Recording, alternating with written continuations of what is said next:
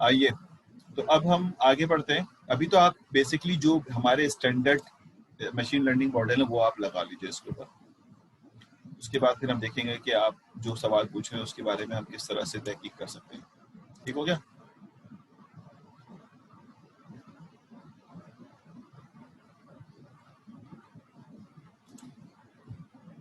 नहीं, एसवीएम बहुत जगह पे रैंडम फॉरेस्ट से वीक रिजल्ट देता है।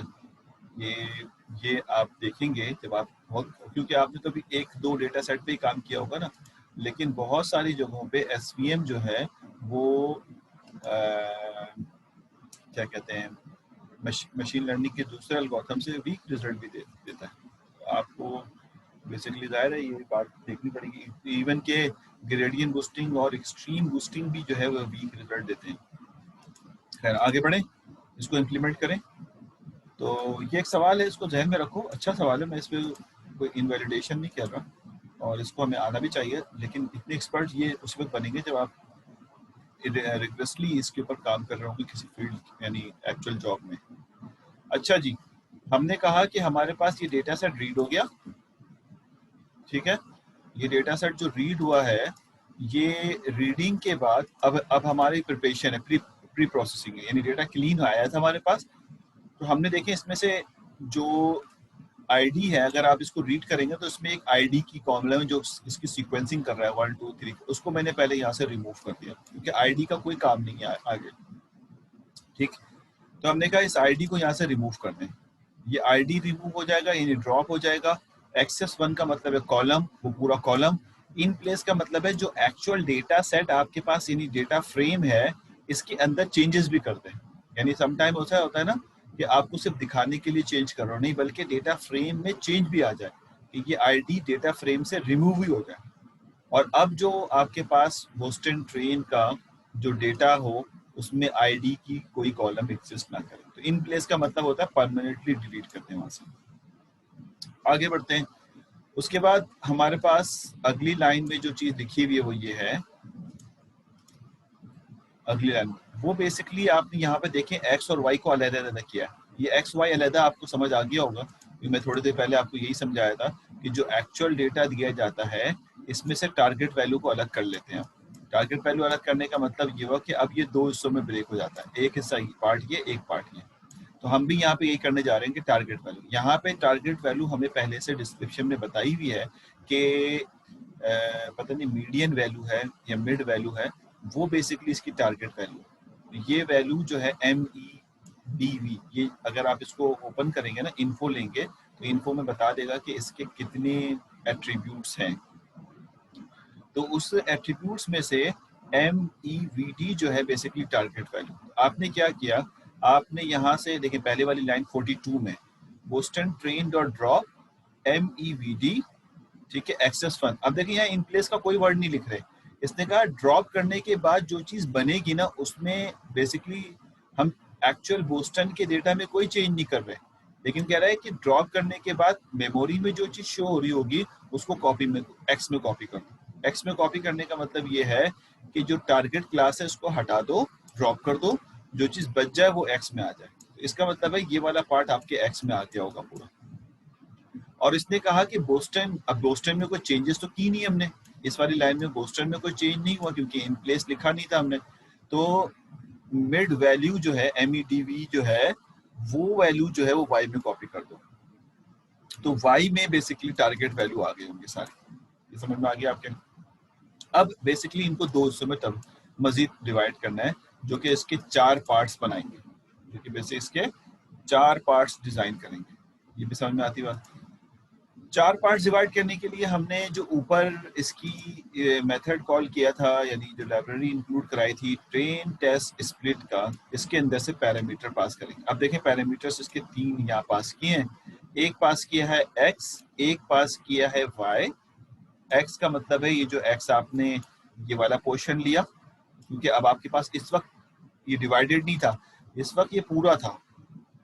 और y भी आपके पास यहाँ पूरा था, ये आपने दोनों पास कर दिया और बता दिया जो टेस्ट का साइज होगा वो बेसिकली 30% होगा। 0.3 का मतलब है यानी 30% रेंडमली वो यहाँ से उठा लेगा। यानी अगर इसमें 300 डेटा है तो 90 डिफरेंट एट्रीब्यूट रोज जो है वो यहाँ से उठा के ले आएगा। जब ये रन होता है तो इसके 4 हिस्से आपको मिलते हैं, मैं बता चुका हूँ, 1 पार्ट, 2 पार्ट, 3 पार्ट और 4 पार्ट। ये 4 पार्ट कौन कौन से होते हैं? एक्स ट्रेन, ठीक है, एक्स टेस्ट और y train, y test. X train कौन सा होता है? ये वाला। एक्स टेस्ट कौन सा, यानी वाई एक्स ट्रेन ये वाला है, वाई ट्रेन ये वाला है। तो देखिए इसमें लिखने की तरतीब भी आपको पता होनी चाहिए। पहले एक्स ट्रेन लिखा है, फिर एक्स टेस्ट लिखा है। पहले टेस्ट वाले यानी एक्स वैल्यू पहले आ रही है, यानी पहले ये लिखा उसके बाद ये लिखा। ये जो एक्स ट्रेन एक्स टेस्ट है ये कोई कीवर्ड नहीं है, ये मेरे और आपका वेरिएबल है। आगे पीछे करके लिख दोगे तो आना यहाँ से आउटपुट में इस सीक्वेंस में कि पहले एक्स ट्रेन आता है, फिर एक्स टेस्ट आता है, उसके बाद वाई ट्रेन और उसके बाद वाई टेस्ट। ये 4 पार्ट आपको टूट के यहाँ पे आपको मिल जाएंगे। सवाल किसी ने किया, मैं उसका जवाब दे दूं फिर आगे बढ़ता हूँ। सर टेस्ट साइज कितना % होना चाहिए? ज्यादा होना चाहिए बेहतर है या ये अच्छा सवाल है। टेस्ट साइज कितना होना चाहिए? नॉर्मली आप अपने मॉडल को टेस्ट करने के लिए 30 से 40% के दरमियान रखते हैं, ठीक है। 20 भी लोग लेते हैं, 25, लेकिन 30% इज द बेस्ट। और इससे बेसिकली यहाँ से हमें कुछ हासिल नहीं होने जा रहा। यहाँ से हासिल ये होने जा रहा है कि आपने जो मॉडल बनाया है, जो डेटा की क्लीनिंग की है, वो बेसिकली सही है या नहीं है, उसमें से कुछ टेस्ट का पार्ट अलग कर लेते हैं ताकि टेस्टिंग करके चेक कर लें आप। सही बात समझ आई? तो बस वो यहाँ पे करने जा रहे हैं। ये जो आपने यहाँ तक का काम किया है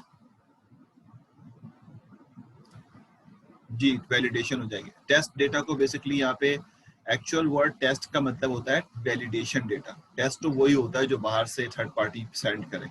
बिल्कुल ये बात अगर किसी को पता है तो, यानी समटाइम आप कभी बुक पढ़ेंगे ना तो 3 टाइप के डेटा नजर आएंगे। एक होता है ट्रेनिंग,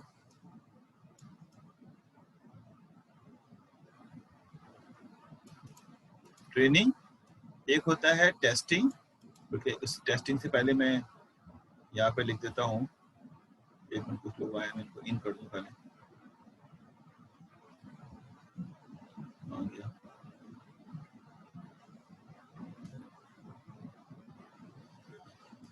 अच्छा जी, एक होता है ट्रेनिंग, एक होता है वैलिडेट और वैलिडेशन डेटा।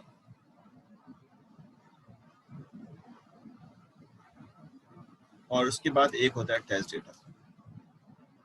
ये 3 तरह के डेटा सेट आपके पास। ट्रेनिंग तो वो जिसपे आप मॉडल बनाते हैं। वैलिडेशन के लिए वो डेटा होता है जिसको मैं यहाँ पे टेस्ट कह रहा हूँ अभी, यानी जो आपके मॉडल से अलग किया जाए वो वैलिडेशन डेटा होता है। समझ आ गई बात है? वो टेस्ट डेटा नहीं होता एक्चुअल में। सर अगर सारा डेटा पे मॉडल लगा लें फिर बाद में थोड़ा सा डेटा, तो फिर तो ये बायसनेस नहीं हो जाएगी कि हमने जिस पे टेस्ट करना है उसको भी ट्रेनिंग कर ली है। एक्चुअल में तो वो डेटा ट्रेनिंग में आता है जो टेस्ट में ना हो। हाँ, ये जो आप कह रहे हैं ना, ये करते हैं, इसको कहते हैं ट्रेनिंग एक्यूरेसी। सैयद वलीद, ये मैं करूंगा, इसको कहते हैं ट्रेनिंग एक्यूरेसी। वो हम जो हमने ट्रेनिंग की है ना यहाँ पे अलग से करके, इस पे अलग से भी हम ट्रेनिंग एक्यूरेसी निकाल सकते हैं, ठीक है। अच्छा, मैं समझा रहा था ट्रेनिंग डेटा वो पार्ट है जिसमें ट्रेनिंग करते हैं। वैलिडेशन डेटा ये वो पार्ट है जो आपके अवेलेबल डेटा में से अलग कर लिया जाए। और टेस्ट डेटा वो होता है जो रियल वर्ल्ड से कहीं से भी आप पिक करें। रियल वर्ल्ड से कहीं से भी पिक करें, वो बेसिकली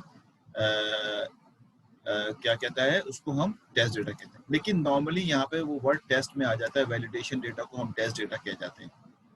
अगर आप बहुत ही इन डेप्थ देखें तो ये गलत है, हमें इसको वैलिडेशन डेटा कहना चाहिए। दोबारा बता रहा हूँ, जो डेटा आप अपने मॉडल से निकालते हैं टेस्टिंग के लिए वो वैलिडेशन डेटा कहलाता है।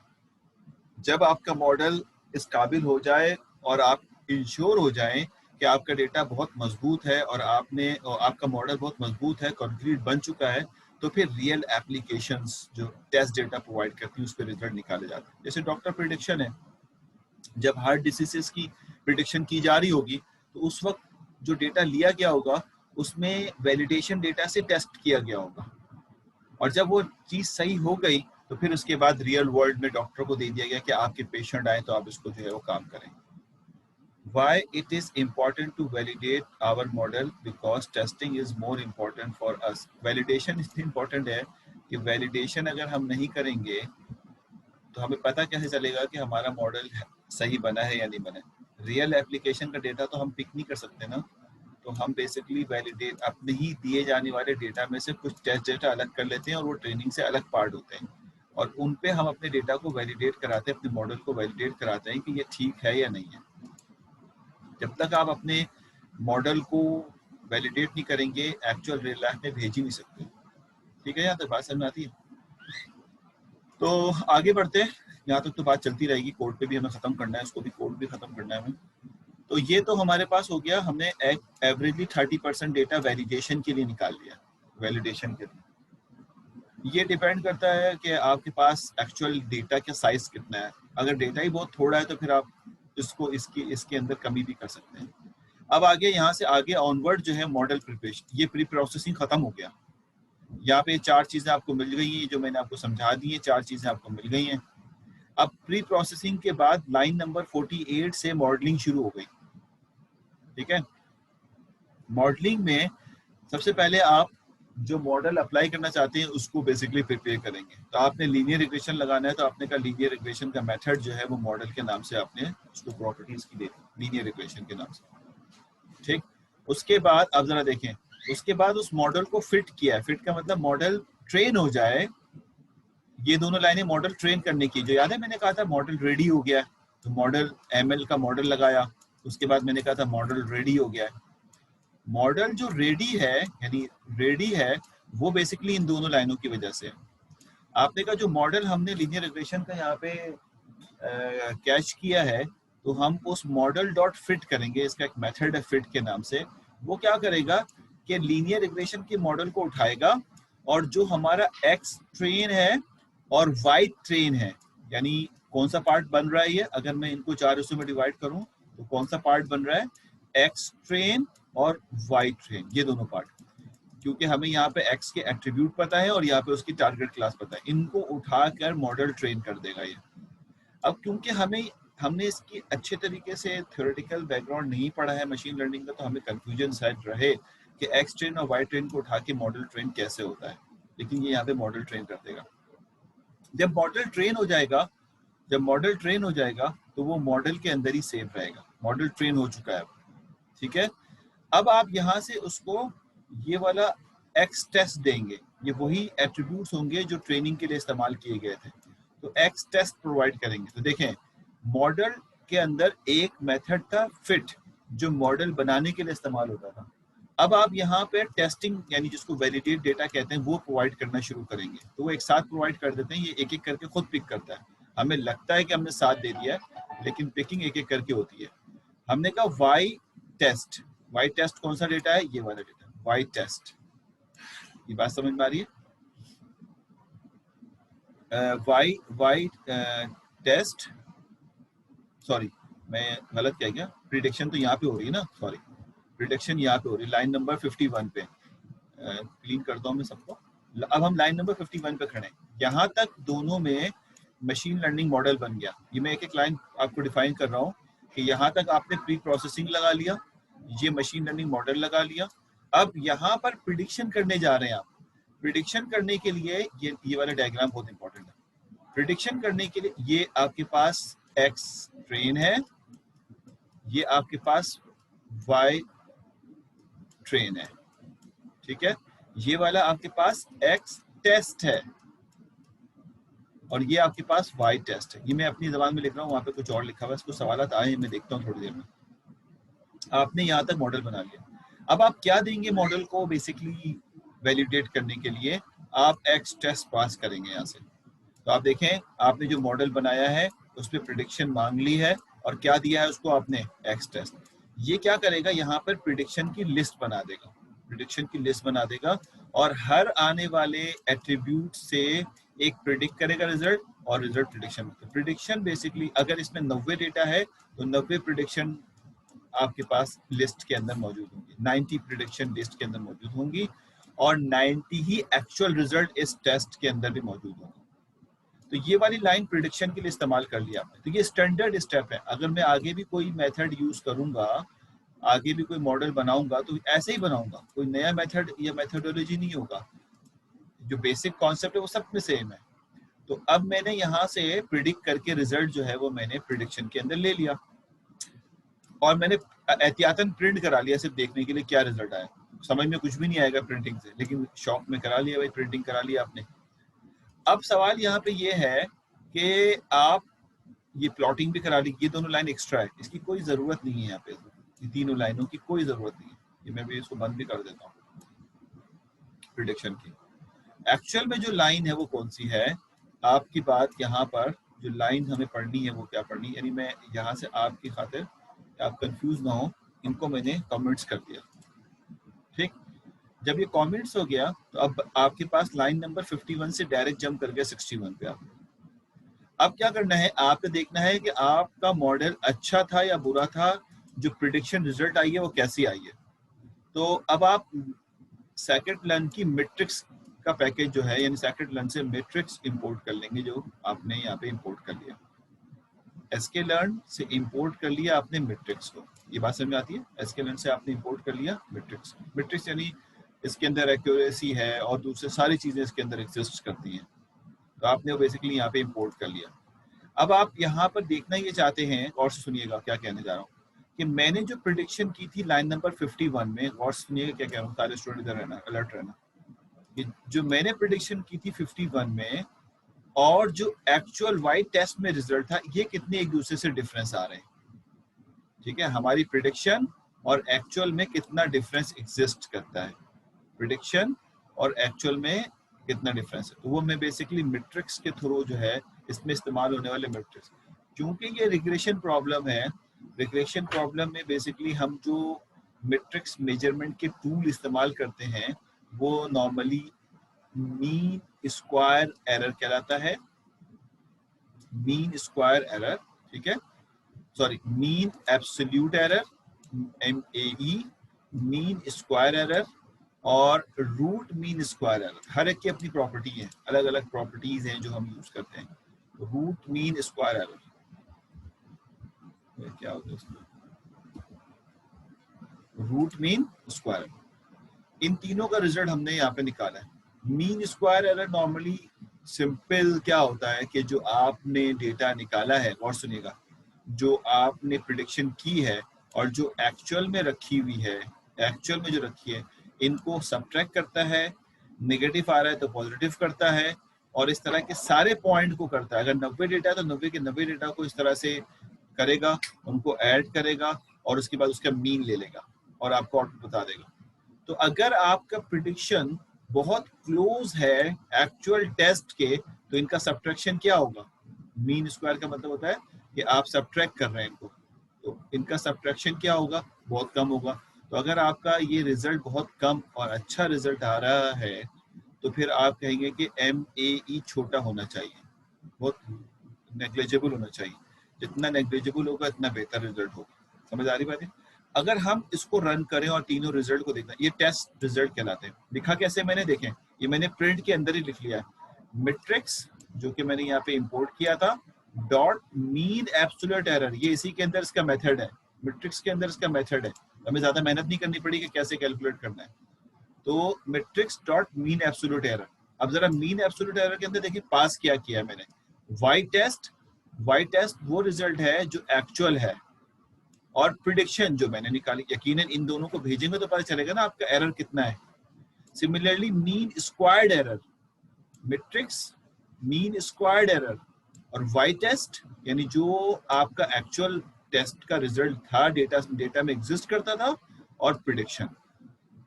Similarly root mean square error, ये रूट मीन स्क्वायर एरर है। जब मैं इसको चलाऊंगा मेरे भाई, जब मैं इसको रन करूंगा तो आपको इसके रिजल्ट्स नजर आएंगे। पहले मैं सवाल ले लूं, किसी ने बोल दिया सवाल पूछा हुआ है, अंधे को गाड़ी चलाना सिखा तो दिया मगर अब उसको रोड पे भी छोड़ना है ड्राइवर के लिए, ये क्या बात है, समझ नहीं आया। Why it is important to validate model because testing is more important for us. बोली तुम्हारा ये बहुत पहले है, 28 पे पूछा था, लेकिन समझ नहीं आया मुझे क्यों पूछा तुमने ये बात। अच्छा जी, आइए रन करते हैं इसको, ठीक है। अच्छा अच्छा अच्छा अच्छा, ठीक है। आपस में लड़ा नहीं करो। आपस में जवाब जब देते हैं ना स्टूडेंट, तो मुझे डर लगता है। आजकल नौजवान को खून बहुत गर्म है, बर्दाश्त नहीं है एक दूसरे में। तो जो भी बात करनी टीचर से, टीचर के थ्रू करो। हाँ हाँ, मजाक कर रहा हूँ, मुझे पता है तुम्हारा दोस्त है वो ऊपर वाला जो बंदा है, ठीक है। I know that. अच्छा खैर, ये हमने अपने क्लीन डेटा के ऊपर, क्योंकि रिग्रेशन मॉडल हमने पिक किया था। मैं सबसे पहले यहाँ पे आपको बोस्टन के जो ये रीड किया है ना, इस इसकी दो तीन चीज़ें मैं यहाँ पे आपको शो कर देता हूँ। सबसे पहले यहाँ शो कर देता हूँ प्रिंट, ठीक है, और यहाँ शो करता हूँ Boston train, Boston train dot info. ये आपके लिए मैं शो कर रहा हूँ ताकि आपको थोड़ा सा आइडिया हो कि आप क्या कर रहे हैं। Boston train dot info, info का मतलब ये होगा कि आप इसकी फील्ड्स को देख लें। और मैं यहाँ पर इस वक्त चलाना चाहता हूँ डीबग मोड पे, और हमारे पास अफवान रेगुलेशन के नाम से ये मैंने रन कर दिया। इसका आउटपुट देखते हैं।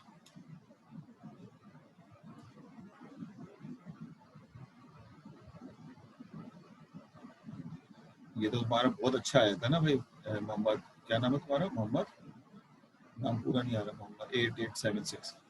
ये कह रहे हैं कि मैंने हाउस प्राइस पे लगाया था और उसका मीन स्क्वायर एरर जो है वो बहुत छोटा आया था। तो बहुत अच्छी बात है। मीन एब्सोल्यूट भी निकाल लो और रूट मीन स्क्वायर भी निकाल लो। ये मैं भी पढ़ाऊंगा थोड़ी देर में क्या होते हैं, ठीक है। तो देखें, ये हमारे पास इन्फो का रिजल्ट है। इन्फो का मतलब है कि जो डेटा सेट आपको दिया गया है इसके अंदर बेसिकली आईडी है, ठीक है, आईडी, और उसके बाद क्राइम। क्योंकि मैंने देखो आईडी अभी रिमूव नहीं की, उससे पहले पहले डीबग का मैंने पॉइंट बंद किया हुआ। अगर मैं आईडी को रिमूव यानी ड्रॉप वाला ये लाइन चला देता जहाँ स्टॉप किया है, तो ये आईडी नज़र नहीं आती आपको, ठीक है। उसके बाद क्राइम है, ZN है, इंडेस है, CHAS है, NOX है। ये सारे शॉर्ट फॉर्म की बेसिकली डिटेल ऊपर इसी में दी हुई है, कोड में ही दी हुई है। और ये देखिए, ये जो दिया हुआ है MEDV, ये बेसिकली आपका टारगेट क्लास है। कोई मिसिंग डेटा नहीं है, रेडी प्रिपेयर डेटा है। ये हो सकता है इसके अंदर कुछ जिसके हम कहते हैं वेरिएंस को इस्तेमाल करके कुछ बेहतर कर सकें, मजीद इसके अंदर इम्प्रूवमेंट ला सकें, ये अलग कैसे। लेकिन इसमें मिसिंग वगैरह के और सारे के सारे फ्लोट या इंटीजर हैं, कोई स्ट्रिंग डेटा नहीं है। तो ऑलमोस्ट क्लीन डेटा है ये हमारे हिसाब से, तो हमने इस पर अप्लाई किया, ठीक है। डेटा बेसिकली है कैसा वो भी मैं आपको शो कर देता हूँ। बिल्कुल ये आप एक लाइन, क्योंकि ये हम कर रहे हैं बाई चांस पे, थोड़ा सा मुश्किल तो होती है, लेकिन चलो इसमें क्या फ़र्क पड़ता है। हेड को अगर मैं रन करता हूँ तो हेड क्या रन करके आंसर देगा। हेड का मतलब है आप थोड़ा सा डेटा की वो भी देख लेंगे, रिजल्ट आ रहा है नहीं आ रहा, ठीक। तो हेड के आगे पता नहीं ये ब्रैकेट लगता नहीं लगता है, चेक कर लेते हैं। लगना तो चाहिए। ये डेटा है, ठीक है। इसमें ज़ाहिर है इसके एट्रीब्यूट ज़्यादा है तो शो नहीं कर रहा। और हेड में मैं पता नहीं इतने सारे रिजल्ट क्यों लेके आ रहा है। देख रहे हो ये आईडी वाला कॉलम है, आईडी है, उसके बाद क्राइम है, और ये सब की वैल्यूज फॉर्म में दी हुई है। कुछ इंटीजर्स हैं और कुछ नॉन इंटीजर्स हैं, ठीक। तो इसकी तो मैं सिर्फ देखने के लिए हमने यहाँ पे यूज़ किया है इसको। ये जो मैंने अभी लिखा है हेड वेड, ये आपको ज़रूरत तो नहीं है ऐसा। ये ना तो बात समझ आ गई। अब आप आगे बढ़ेंगे तो उसके बाद यहाँ पर आपने इसको आईडी को ख़त्म कर दिया और बाकी सारी चीज़ें अप्लाई कर दी। अगर मैं इसको डायरेक्टली रन कर दूँ, क्योंकि हमें तो क्लीन डेटा मिला था ना, तो मैं डायरेक्टली अगर रन कर दूँ तो आपके पास रिजल्ट जो इसका आ जाएगा।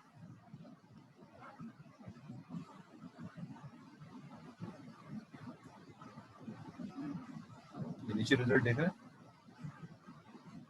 ये रिजल्ट आ रहा है लीनियर रिग्रेशन का। इसका mean absolute error, mean absolute error क्या होता है? मीन एब्सोल्यूट एरर का मतलब है आपके एक्चुअल रिजल्ट को, आपके एक्चुअल रिजल्ट को प्रिडिक्टेड रिजल्ट को एक्चुअल से माइनस करके निकाला। एब्सोल्यूट का मतलब है नेगेटिव हटा दिया बस। तो इसका आंसर आ रहा है 3.55, और मीन स्क्वायर्ड एरर जो है 35 आ रहा है, और रूट मीन स्क्वायर जो है वो 5.96 आ रहा है। ये बात समझ में आ रही है? अब ये तीनों रिजल्ट की प्रॉपर्टी पढ़नी पड़ेगी आपको, ऐसा तो नहीं पता चलेगा क्या है। हाँ, ये समझ में आता है कि मीन एब्सोल्यूट एरर जो होता है बेसिकली स्ट्रेट फॉरवर्ड आपके प्रिडिक्टेड और एक्चुअल को सब्ट्रैक्ट करके हासिल किया जाता है। तो ये छोटा होना चाहिए mean absolute error. Mean square जो होता है वो स्क्वायर कर देता है, तो ये इसका रीजन कुछ और है। तो एक्चुअल में अगर पहली दफा पहला इंस्टेंस देखें तो mean square mean absolute error छोटा होना चाहिए।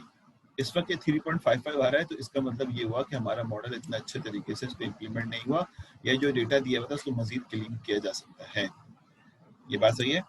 तो ये जो हमारे पास कंटिन्यूस टाइप का डेटा होता है, यानी जिसको हम रिग्रेशन बेस्ड डेटा सेट कहते हैं, उसके अंदर ये तीन मेजरिंग टूल बहुत इंपॉर्टेंट है: root mean square error and mean absolute error. इसके अलावा और भी बहुत सारे होते हैं, लेकिन ये तीन बहुत अहम जो है वो मेजरिंग टूल कहलाते हैं। ठीक है, तो हमें इसको इम्प्रूव करना चाहिए, और हम किसी और मॉडल से इसको इम्प्रूव कर सकते हैं, आसानी कर सकते हैं कि और मॉडल लगाएं ताकि ये जो है वो इम्प्रूव हो जाए आपके लिए। ये बात समझ में आ गई? अब आप अपने पास जो हाउस प्रिडिक्शन वाला सवाल था, और मैंने आप क्लीनिंग भी आपको करने के लिए दिया था, मैंने हाउस प्रिडिक्शन में मैंने कोई 10-12 फील्ड शॉर्ट करके दी थी, या पता नहीं 20-25 दी थी मैंने आपको क्लीनिंग का असाइनमेंट भी दिया था जो चेक नहीं हुआ अभी तक। आप हाउस प्रिडिक्शन पे जब जाएंगे तो वो एक रिग्रेशन बेस्ड प्रॉब्लम है। हाउस प्रिडिक्शन एक रिग्रेशन बेस्ड प्रॉब्लम है, तो जब आप उसको सॉल्व करेंगे तो आप जो है बेसिकली देखेंगे कि आपका रिजल्ट कितना आ रहा है। अगर रिजल्ट अच्छा आ रहा है लीनियर रिग्रेशन से, तो उसका मतलब आपकी क्लीनिंग बहुत अच्छी हो गई है। लेकिन रिग्रेशन अगर अच्छा नहीं आ रहा तो आपकी क्लीनिंग में अभी भी काम है। ये बात समझ में आती है? ये मैं अभी थोड़ी देर में पढ़ाता हूँ एमएससी वगैरह की क्या प्रॉपर्टीज है ना, ये तीन चीजें मैं पढ़ा देता हूँ। क्लियर है यहाँ तक बात? अच्छा जी, ये तो था हमारे पास हाँ,